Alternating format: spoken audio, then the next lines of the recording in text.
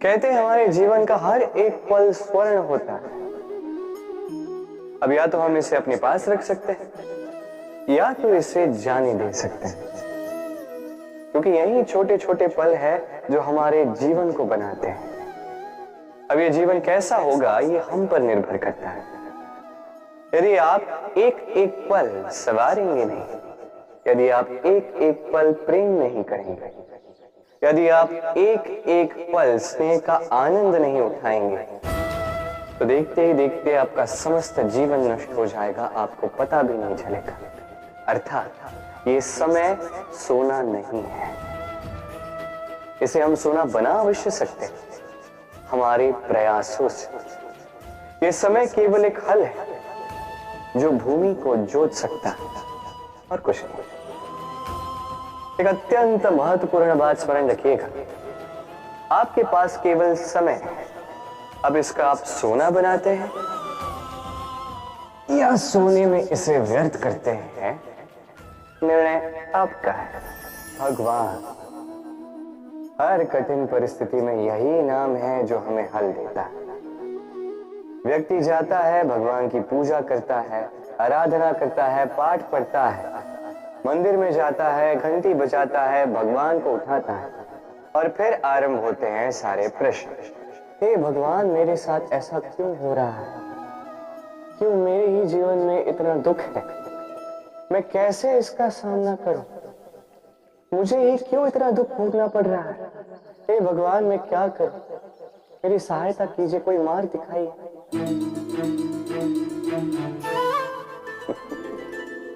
चलिए मैं आपसे प्रश्न करता हूं, मंदिर में जाने का प्रयास करने से पूर्व क्या आपने आपके जीवन में उतना प्रयास किया जितना उस समस्या को दूर करने के लिए आवश्यक था? दूसरा प्रश्न, भगवान को उठाने से पूर्व क्या आपने स्वयं को जगाया? क्या आपने आलस त्यागा?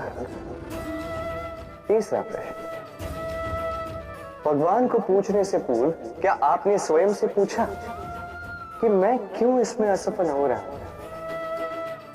यदि नहीं तो सर्वप्रथम ये कीजिए, आपको हर प्रश्न का उत्तर मिलेगा, हर संकट का निवारण मिलेगा, कहीं और नहीं, स्वयं झांक के देखिए, प्रयास कीजिए, स्वयं को जगाइए, आप सफल अवश्य होंगे, क्योंकि वो परमात्मा, वो परमेश्वर, वो परब्रह्म आपने भी तो बताया।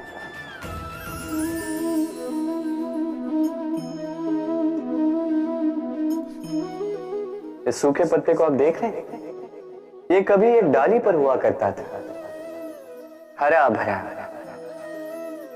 तने को पोषण देता था, किंतु जैसे ही ये सूख गया, जैसे ही इसने पोषण देना बंद कर दिया, इसे गिरा दिया गया।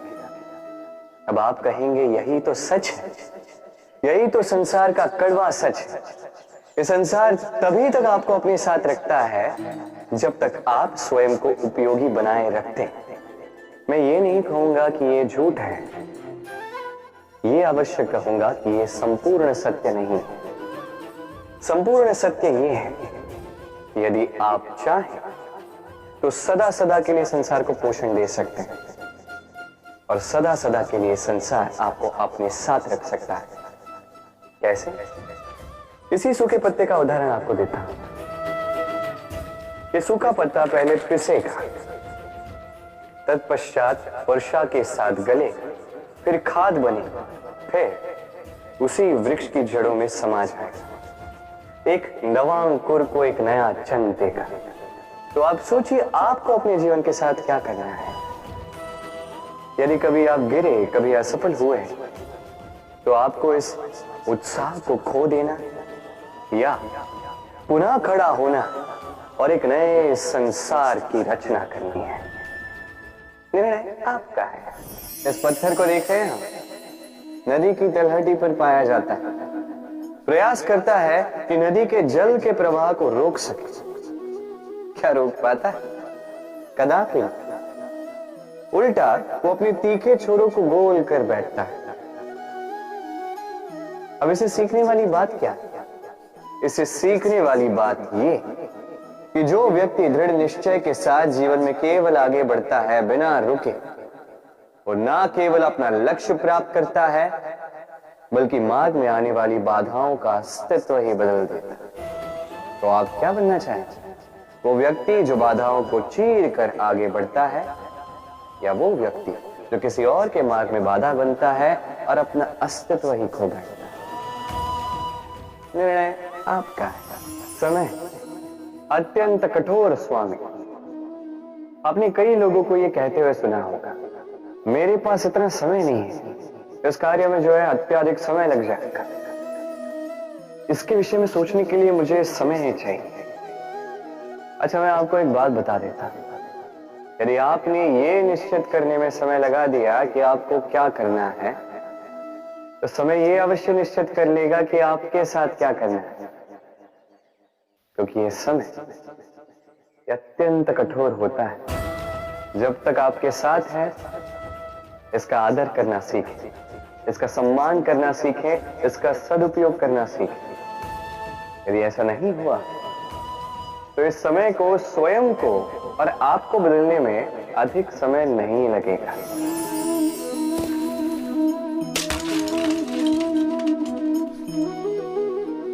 ये क्या हुआ? मुझे ठोकर लगते ही ये हाथ से छूटकर गिर क्यों गया, टूट क्यों गया? अब आप कहेंगे ये तो ऐसा ही होता है इस जीवन में, इस संसार में। ठोकर लगने के पश्चात हमारे हाथ जो भी होता है वो छूट जाता है, जो बनता है वो टूट ही जाता है। किंतु क्या ये सत्य है? आपको एक बात बता देता हूं, ठोकर खाकर गिरने के पश्चात संसार की कोई भी वस्तु भले हाथ से छूट जाए, सफलता अवश्य आती।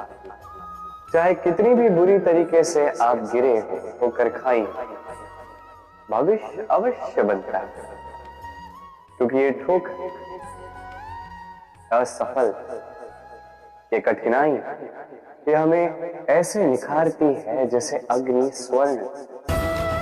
इसलिए जीवन में केवल आगे बढ़ते जाए, दृढ़ निश्चय के साथ बढ़ते जाए, और ठोकर खाकर गिरने से कभी भयभीत मत होइए, क्योंकि ये आने वाली सफलता का संकेत है।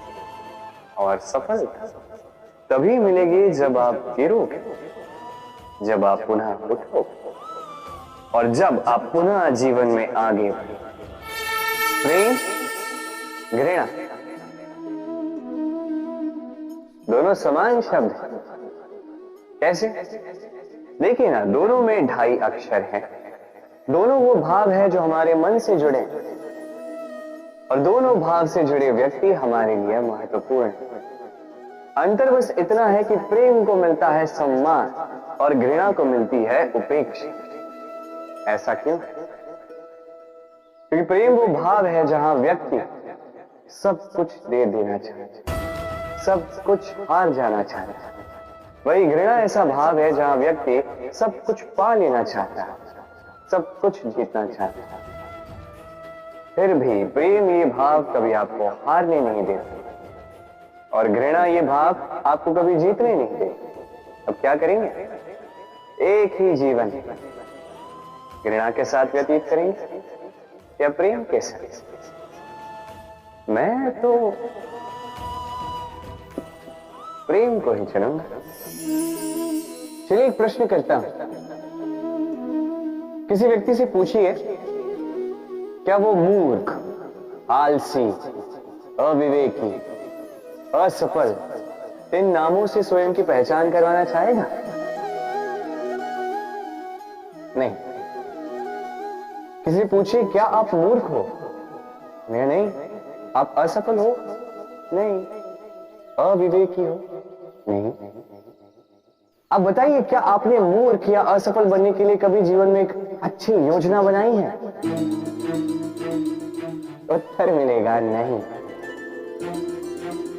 क्योंकि कोई भी योजना नहीं बनाई जा सकती जिससे आप मूर्ख या असफल बने।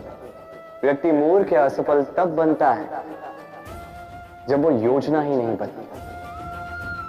देखिए, छोटा सा जीवन, इसे नियोजित करें, ताकि अधिक से अधिक लोगों को आप जोड़ सके, अधिक से अधिक प्रसन्नता पा सके, अधिक से अधिक सफलता प्राप्त कर सके, अधिक से अधिक लोगों का मार्गदर्शन करके उनका कल्याण कर सके। असफल रहकर घर पे बैठने से अच्छा ही है कि आप एक योजना बनाकर असफल हो, क्योंकि तब आपके पास एक और विकल्प होगा, एक नई योजना बनाने का, उसे साकार करने का। कि कोई ना कोई योजना तो होगी जो आपको आपके लक्ष्य तक पहुंचा दे। क्यों? राधे राधे।